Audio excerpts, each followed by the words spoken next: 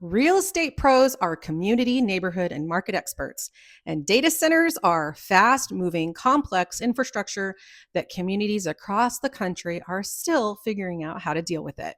Hi, my name is Erika Slayton, your 30-year mortgage pro. Trying to answer every question for clients in technical detail will find yourselves outside your expertise quick. However, if you don't engage at all, leaving the clients without guidance, well, that could make you lose them. So here's a couple of the questions that you might be asked and how you can answer them when it comes to AI data centers. Will I be able to hear it? Well, the best way to answer this is by going outside in the evening and find out together. The cooling systems run continuously, producing a low frequency hum that does not go away at night or quiet down on the weekends.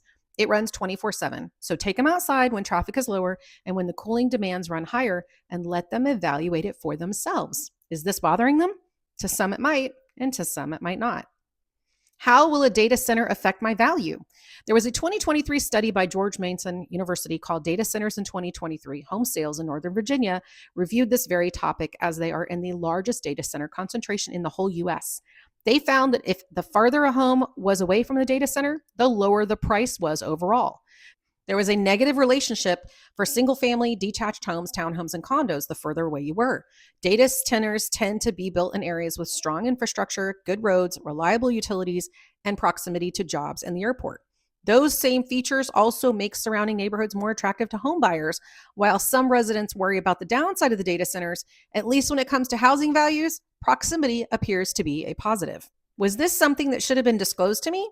Yes, it is a material fact that should be disclosed since it could affect a buyer's decision to buy. However, data on a data center is not easily found on who is planning one, where it's going to be, unless it's already in existence and you can see it. You can do the research on zoning, planning commission records for pending permits or access to federal environmental dashboards. You will have a link to this in the description box. Otherwise, suggest that they do their own research if they can. What about utility costs? Data centers consume large amount of power, which puts pressure on residential electricity rates and high concentration markets. But it is going to depend a lot on the electricity provider. You can flag this as context without quantifying what any specific buyer will pay.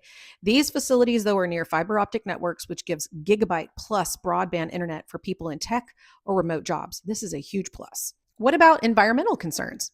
The science is still active and developing. Let the research do the work for you, since we aren't scientists or doctors. Interestingly enough, though, Erin Brockovich is taking this topic on and has a great map of completed, planned, and under construction data centers that she's aware of. The link will be in the description box to this as well. Now, onto the market.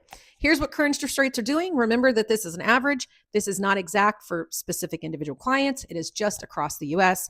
Everyone's situation is different and rates are going to vary on programs. Media always makes a big deal of things like median price, days on the market. But if you look at the charts, well, it's shown we're very stable in normal market over the last few years. The median list price has been following the cyclical seasonal pattern and remains in the same range since 2022. And are homes sitting longer? Well, look at the current chart. Shows that they've been very stable the last several years, falling into a normal seasonal pattern. Inventory levels include 35 states that have inventories below where they were pre-pandemic, while 16 have inventory levels above pre-pandemic levels. There's been a lot of movement to Texas, Florida, the Carolinas, and Georgia, which of course is some of the areas where you're going to see more inventory than pre-pandemic. This migration will eat into some of the excess inventory and cause some increased demand. And lastly, I'm really excited about the fact that we have introduced a major AI program into our business. This particular program is scrubbing documents from the client, catching things that us as humans, well, it's very easy for us to miss, especially when you look at 2 months of bank statements and each month is 9 pages long. Your eyes can go literally cross-eyed. So I'm really excited about what that's going to do for our business. If you need help with a loan, please give me a call. Have a great weekend.